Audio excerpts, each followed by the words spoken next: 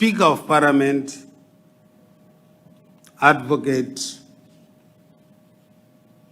Jacob Francis Mudenda, the Minister of Skills, Audit and Development, Honorable Professor Paul Mavima, Deputy Governor of the Reserve Bank of Zimbabwe, Dr. Innocent Makle, special guests, African Diaspora Institute founder and President, Ambassador Arikana Chombori, welcome. Permanent Secretary of Industry and Commerce, Dr. Thomas Utete Ushe, and other permanent secretaries here present. The head of the European Union delegation to Zimbabwe, His Excellency Joseph von Ketchman, and other members of the diplomatic corps here present. UN country representative, Ambassador Edward Callon, and your esteemed team from the UN family. President of the National Chamber of Commerce, Mr. Tapiwa Karoro, and all members of your executive. Presidents and chief executive officers of chambers of commerce and industry from the region here present. Immediate past President of the Zimbabwe National Chamber of Commerce, Mr. Mike Kamgeremu, Chief Executive Officer of the Zimbabwe National Chamber of Commerce, Mr. Christopher Mugaga, Captains of Industry and Commerce, members of the media fraternity, distinguished guests, ladies and gentlemen, a good afternoon to you all. It is an honor to address this important gathering of the Zimbabwe National Chamber of Commerce Annual Congress. This forum represents not only a platform for dialogue, but a strategic link for harnessing economic opportunities under the theme Unlocking Business Potential through Policy Partnerships and Productivity. This theme speaks directly to our national development trajectory and our collective ambition to transform Zimbabwe into an upper middle income economy by 2030. Allow me to commend the organizers and stakeholders who have made this engagement possible. I extend a special welcome to our international partners. Your presence affirms the global relevance of Zimbabwe's economic reform agenda and our shared commitment to progress through collaboration. This Congress convenes at a decisive moment as Zimbabwe concludes the implementation of the National Development Strategy 1 and transitions to National Development Strategy 2, a successor blueprint designed to consolidate our economic transformation. As government, we remain resolute in ensuring policies that fosters a stable, predictable, and enabling environment Hence, we commit to continuously working on the macroeconomic stability, predictable fiscal and monetary policy, investment in incentives, and all structural reforms geared towards enhancing competitiveness and investor confidence. Distinguished guests, Zimbabwe is endowed with abundant natural resources, a youthful, skilled population, and a resilient private sector. All these attributes complement government's efforts in unlocking our full economic potential.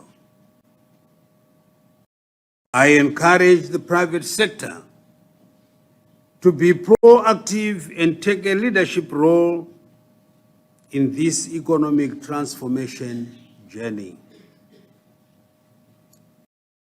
Strategic collaboration and partnerships are vital for policy refinement and alignment with market realities. Let me reiterate that the Second Republic remains unwavering in its commitment to sustaining macroeconomic stability.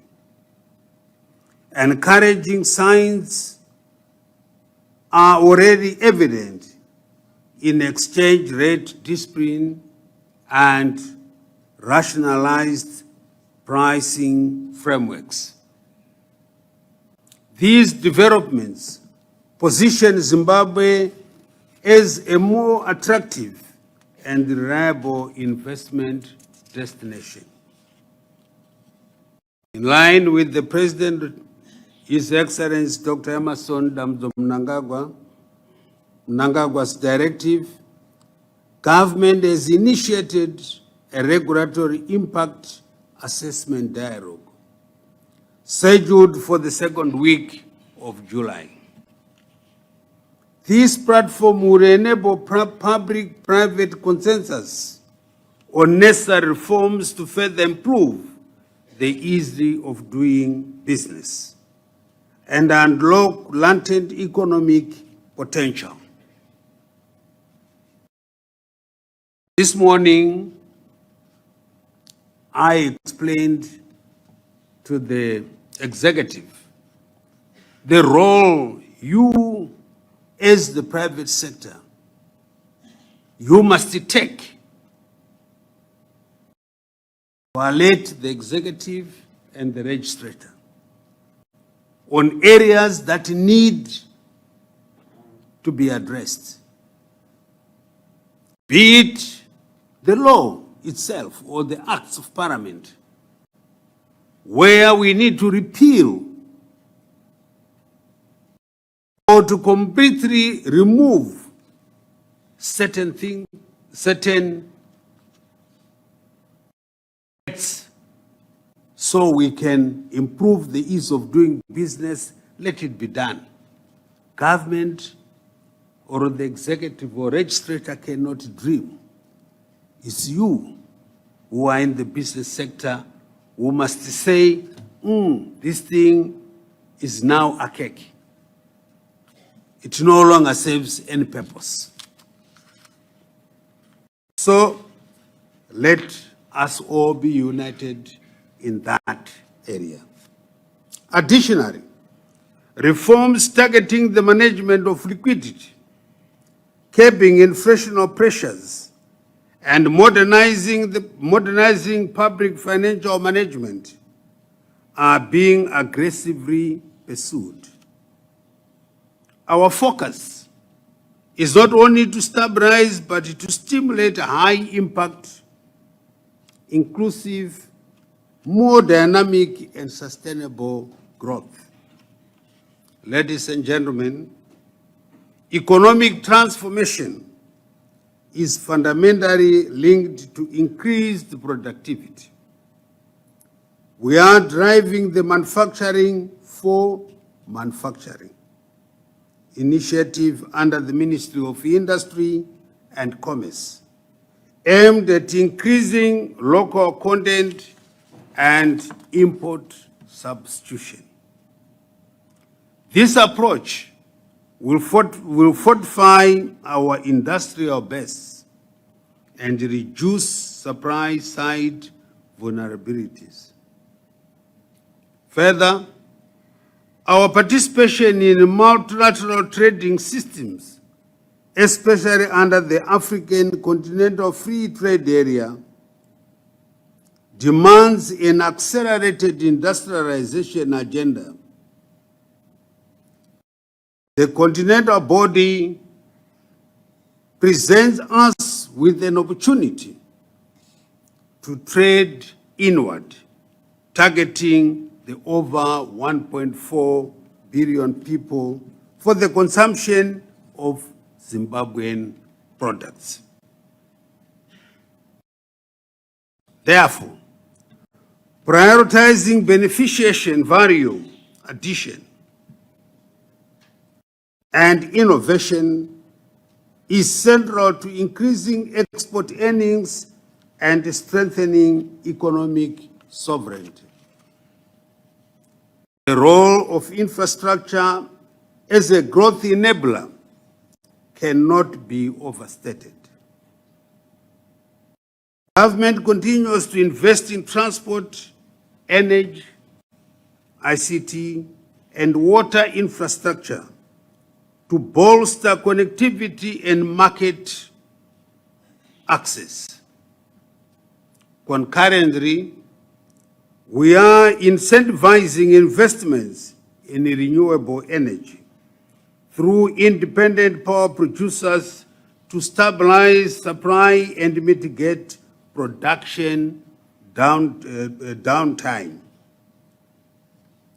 Government calls upon industry to explore and invest in on-site generation solutions and grid supplementation strategies. Joint innovation between public and private actors in this space will be critical to building a resilient energy ecosystem.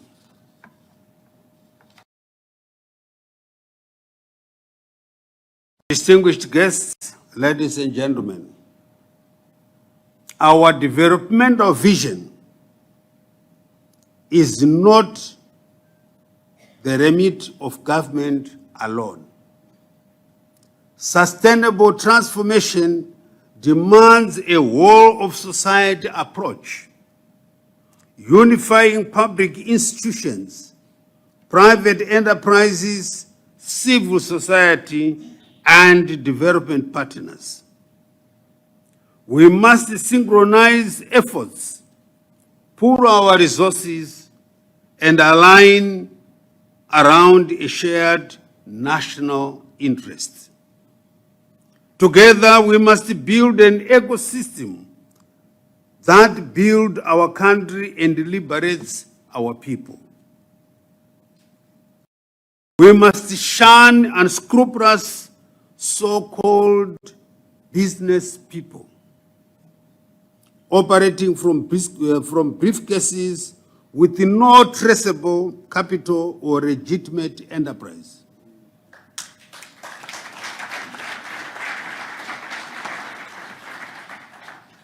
This culture of phantom entrepreneurship, where money appears without any known source, is not only economically corrosive, but ethically bankrupt.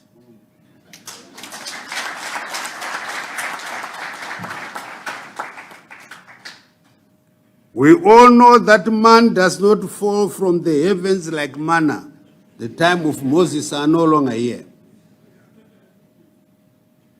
Real business are built through hard work, discipline, sacrifice, and value creation.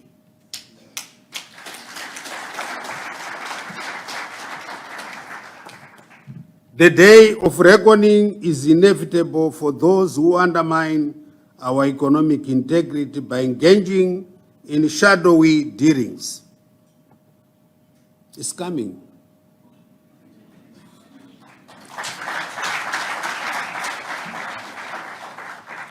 Let us not mortgage our nation's future for fleeting gain. Equally, imperative to this shared national and developmental vision is our collective stance on integrity and accountability. As we deepen public-private partnerships and catalyze economic growth, we must decisively shun corruption in all its ugly forms. There can be no room for rent-seeking behaviors and muddy practices in a modern competitive economy. I therefore call upon all stakeholders to uphold ethical business transactions, transparency, and corporate governance as foundational principles of our commercial engagements. These values are not optional. They are essential to investor confidence, institutional trust, and long-term prosperity. As business leaders and policymakers, your roles are both influential and instrumental. I urge you to leverage this Congress as a platform to forge new alliances, unlock synergies, partner investors that respect our national interests, and seed innovative ventures that can scale up productivity frontier.